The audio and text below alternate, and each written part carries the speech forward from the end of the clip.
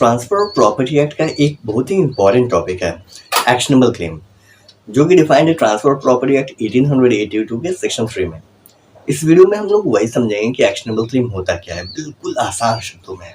देखिए, actionable claim defined है दो टर्म में, एक डेब्ट के टर्म में और दूसरा बेनिफिशियल इंटरेस्ट के टर्म में। सबसे पहले समझते हैं डेब्ट के टर्म में। तो एक्शनेबल क्लेम ऐसा डेब्ट होता है जो अनसिक्योर्ड डेब्ट हो।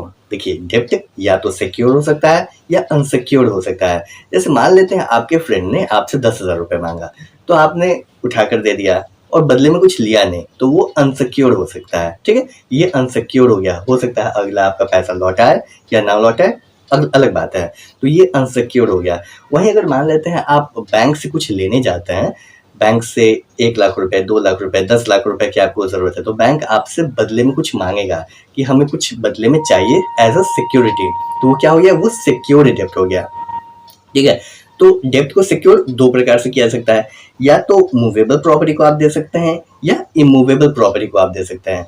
अगर मूवेबल प्रॉपर्टी को दिया जा रहा है तो उसे प्लेज कहा जाएगा या हाइपोथिकेशन दिया कहा जाएगा। अगर आप इमूवेबल प्रॉपर्टी को दे रहे हैं तो उससे मॉर्टगेज कहा जाएगा कि जो डेब्ट है वो सिक्योर्ड है वाया मॉर्टगेज, इमूवेबल प्रॉपर्टी के कंटेक्स्ट में।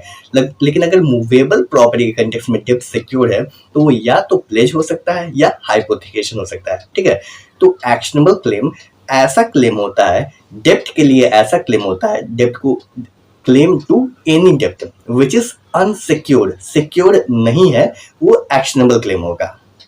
दूसरा हो जाएगा कि जो एक्शनेबल क्लेम होता है वो beneficial interest of movable property होता है, और ऐसा मूवेबल प्रॉपर्टी जो अपने पोजेशन में ना हो। ठीक है, तो हम आपको क्या बताएं कि एक्शनेबल क्लेम दो चीज होता है, एक डेब्ट का क्लेम होता है ऐसा जो अनसिक्योर्ड हो, यानी बदले में कुछ भी सिक्योरिटी नहीं रखा गया हो, तो उससे कहा जाएगा एक्शनेबल क्लेम। और दूसरा बेनिफिशियल इंटरेस्ट को कहा जाएगा, beneficial interest in movable property, और वो जो मूवेबल प्रॉपर्टी होगा वो अपने पोजेशन में नहीं होगा, इसी को कहा जाएगा एक्शनेबल क्लेम। ठीक है, एकदम इजी लैंग्वेज में हम आपको समझा दिए हैं। ठीक है, तो इसी को कहा जाता है एक्शनेबल क्लेम, जो कि ट्रांसफर ऑफ प्रॉपर्टी एक्ट के सेक्शन 3 में डिफाइंड है।